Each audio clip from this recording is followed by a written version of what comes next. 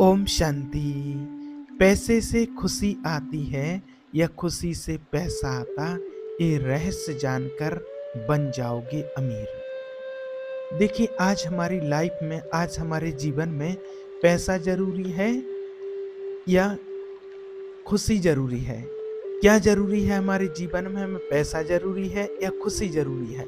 आज के जीवन में, दुनिया में आज देख रहे हैं, आर्थिक युग में लोगों के पास पैसा तो खूब है लेकिन खुशी नहीं है। पैसा लोगों के पास भरपूर है लेकिन खुश नहीं है। और जिन लोगों के पास पैसा कम है तो वो ये समझते हैं कि शायद हम पैसा कम है इसलिए हम दुखी हैं। तो जिन लोगों के पास पैसे की कमी है वो लोग अगर समझते हैं कि पैसे से खुशी आती है, तो आज किसी गरीब किसी गरीब व्यक्ति के यहाँ जाकर के, उसकी कुटिया में जाकर के वो बैठ कर के आप देखिए कि आपको कितना उसमें सुकून मिलता है, जो संतुष्ट है।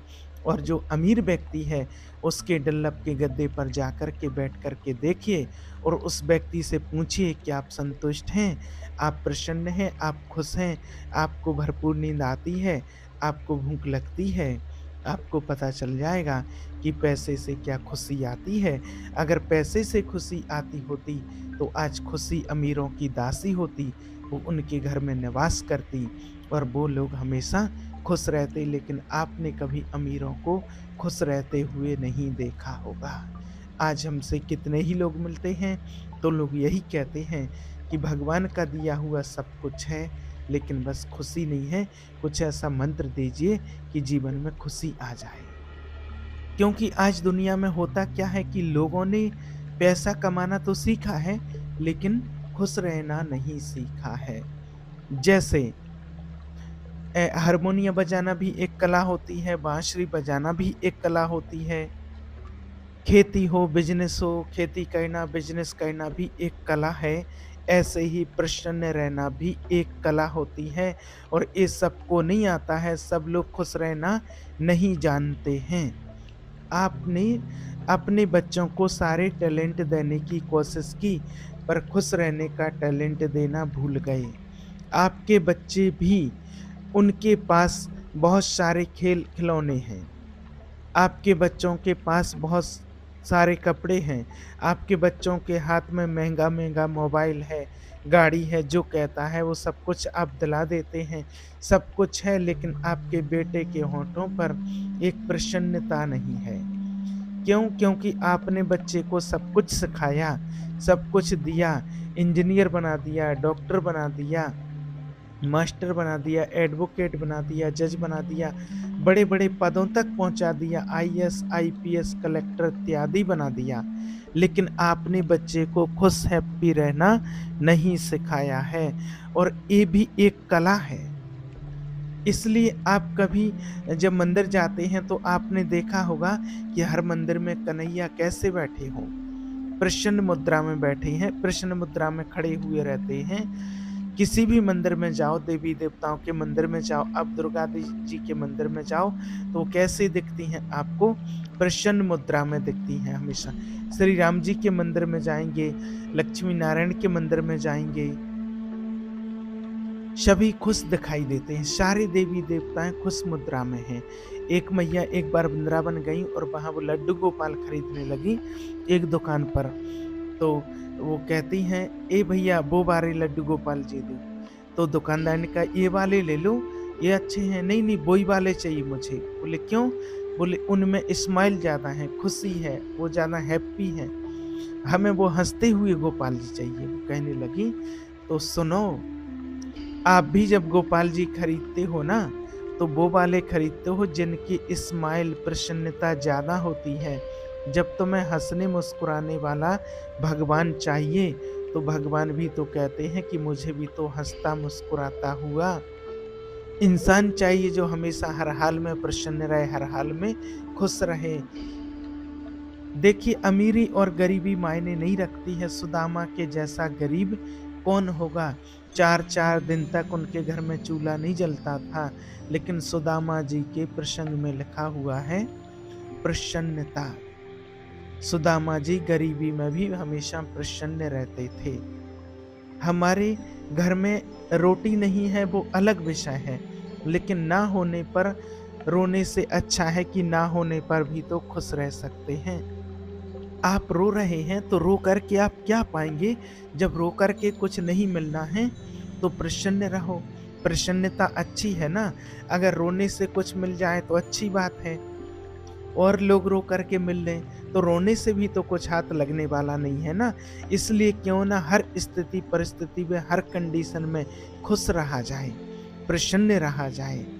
आपके रोने से हालात तो नहीं बदलेंगे ना।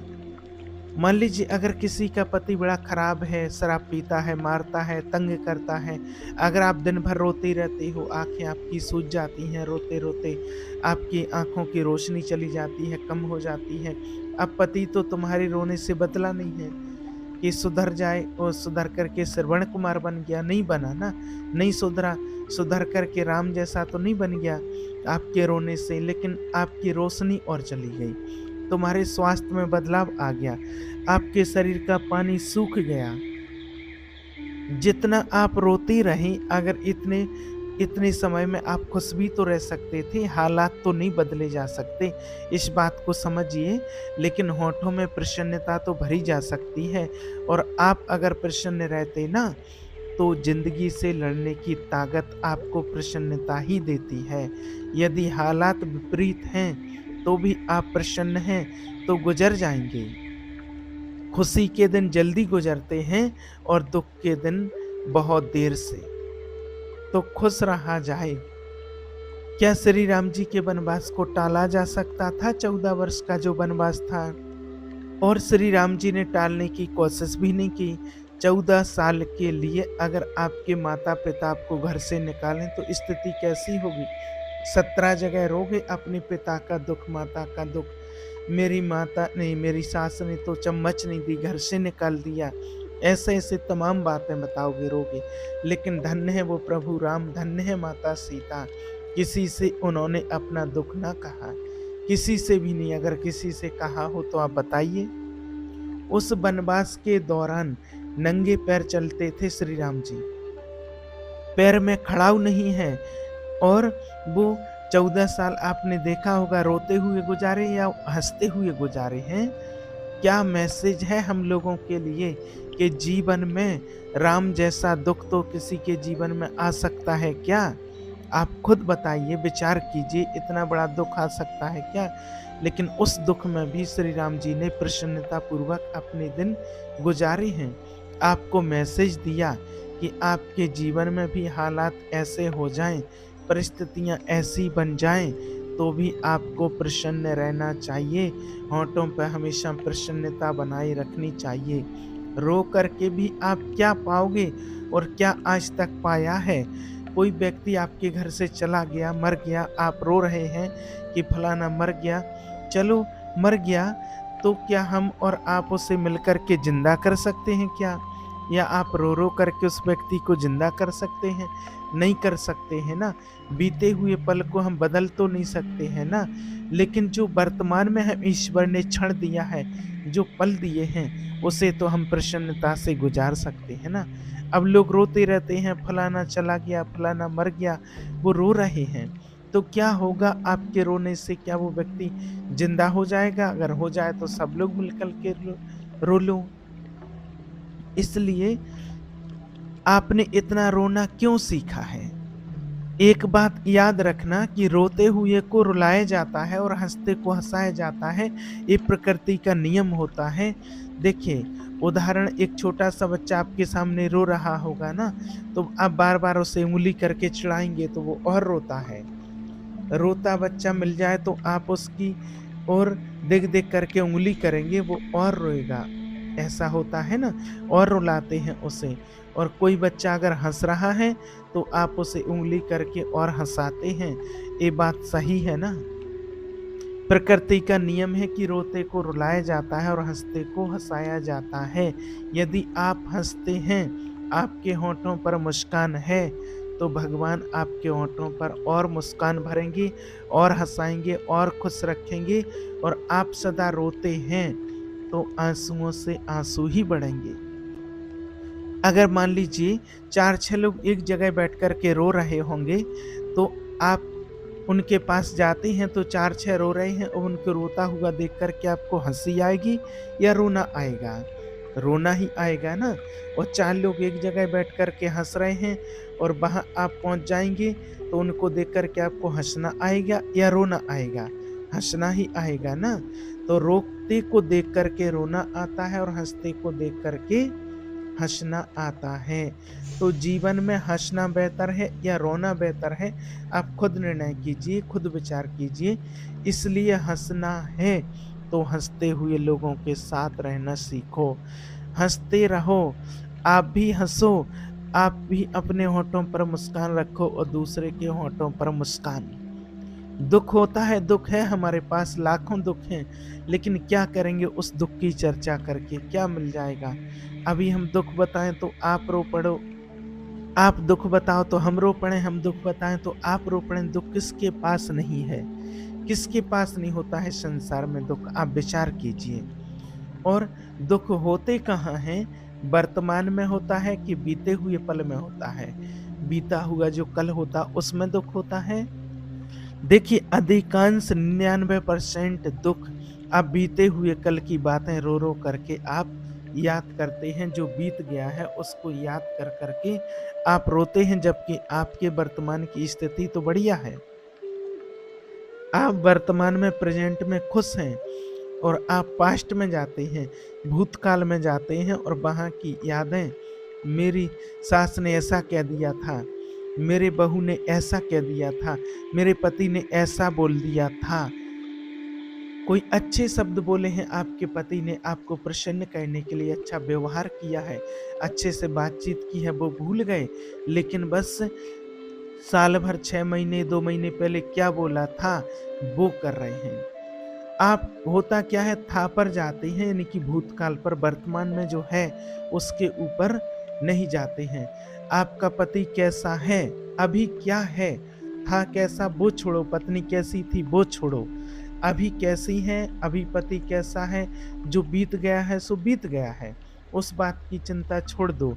छोड़ो कल की बातें, कल की बात पुरानी है। नए दौर पर फिर से लिखेंगे, फिर से नई कहानी, फिर भी हमारा दिल है हिंदुस्तानी। इसलिए भगवान कहते हैं कि हमेशा हँसो, हमेशा खुश रहो, यहाँ पर प्रसन्न रहो। पर आप हैं कि क्या मजाल है, कई लोग ऐसे होते हैं कि क्या हँस लें, कुछ लोग तो मुँह बनाए ही बैठे रहते हैं, मुँह फुलाए ही बैठे रहते हैं, उनको हँसी आती नहीं। थोड़ा हँस लिया करो आप भी, प्रसन्न भी रह लिया करो। तो प्रसन्न रहना भी एक कला है। हर स्थिति में हम गरीब हैं कोई बात नहीं, फिर भी प्रसन्न तो रह सकते हैं ना। रो कर के भी आप क्या पाओगे? इसलिए आज से वादा करो कि हम हमेशा अपनी लाइफ में प्रसन्न रहेंगे। तो देखिए, दुःख कहाँ से आता है? इच्छाओं से आता है, और इच्छाएँ अगर आपने खत्म कर ली, तो आप प्रसन्न रहोगे। अब प्रसन्नता कहाँ से आती है? प्रसन्न रहना हो तो क्या करना होगा? कौन व्यक्ति प्रसन्न रह सकता है? जिसके पास संतोष है, जो संतुष्ट है, जिसके जीवन में संतोष है, वो प्रसन्न है। आज जीवन में जितने लोग इस संसार में प्रसन्न हैं, वो अब उसको अपने जीवन में प्रसन्न हैं। जितना उनको भगवान ने दिया है उससे वो प्रसन्न है। उनकी किसी भी प्रकार की कोई व्यर्थ की इच्छा नहीं है कि मुझे ये नहीं मिला है, मुझे वो नहीं मिला है।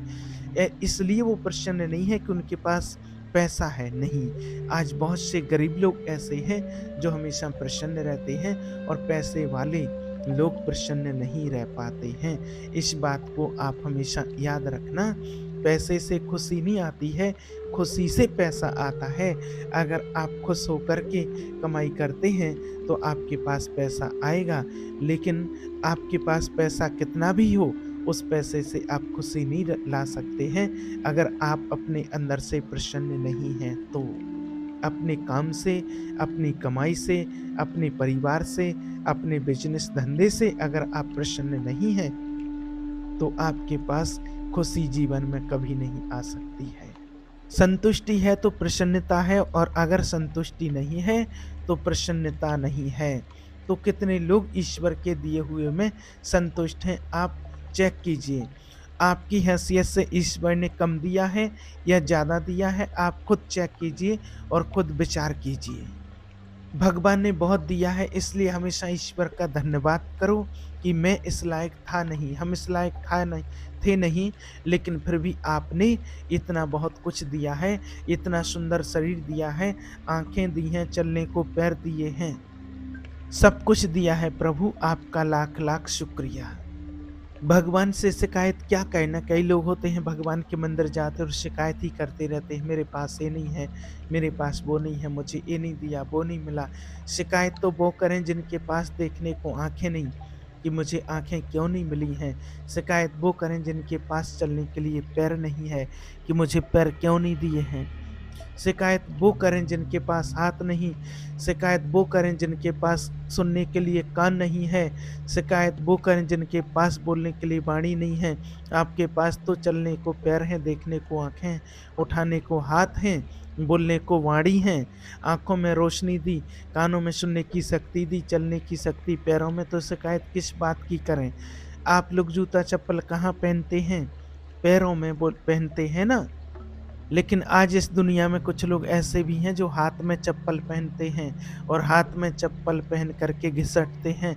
ऐसा देखा होगा आपने लोगों को, देखा है ना, हमने हाथ में लोगों को चप्पल पहनते हुए, घिसटते हुए बेचारों को देखा है। सबने ये दृश्य देखा है। आप शिकायतें करते हो ना कि हमारा पड़ोसी तो 5,000 के जूते पहनता है। अरे उसे मत देखो जिसके पास 5,000 के जूते हैं, अरे उसको देखो जिसके पास जूता पहनने के लिए पैर ही नहीं है।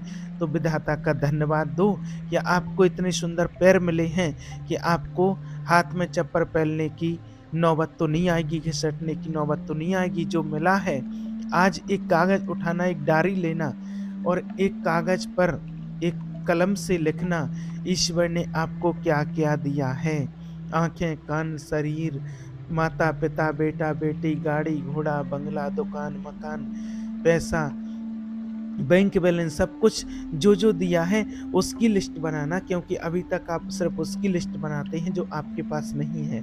आज उसकी लिस्ट बनाना जो-जो आपके पास है, और फिर दूसरे पेज पर जो नहीं है उसकी लिस्ट बनाना, और फिर चेक करना कि जो दिया है वो ज़्यादा है या जो नहीं दिया वो ज़्यादा है, किसकी गिनती ज़्यादा है। तो जो दिया है उसके आंकड़े ज़्यादा हैं या जो नहीं दिया उसके आंकड़े ज़्यादा हैं। आप खुद चेक करके देखना, जो मिला है उसकी संख्या हमेशा ज़्यादा होगी, जो नहीं मिला उसकी शिकायत लोग करते हैं। अरे जो मिला हुआ है उसका धन्यवाद तो आपको कहना चाहिए कि भगवान ने मुझे मेरे जीवन में इतना कुछ दिया है, तो आपकी सारी शिकायतें खत्म हो जाएँगी और आप हमेशा प्रसन्न रहेंगे। आपके पास कभी किसी चीज़ की कोई कमी नहीं होगी, ना पैसे की कमी होगी। ठीक है? ओम शांति।